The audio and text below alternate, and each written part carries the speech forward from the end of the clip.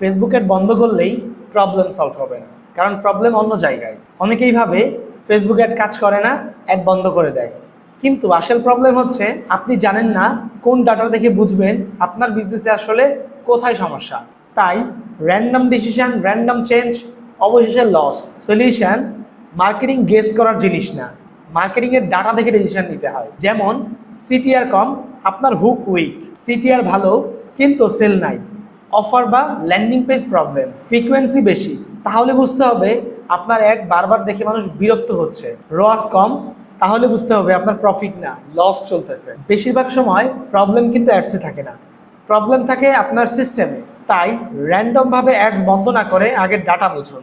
আপনি যদি জানতে চান ডাটা দেখে কিভাবে স্মার্ট ডিসিশন নিতে হয়, তাহলে কমেন্টে লিখুন ডাটা। আমি আপনাকে সিম্পল একটা বিজনেস ডাটা স্ট্রাকচার শেয়ার করব, যেটা ফলো করলে আপনি নিজেই বুঝতে পারবেন আপনার বিজনেসে কোথায় ল্যাকিংস আছে।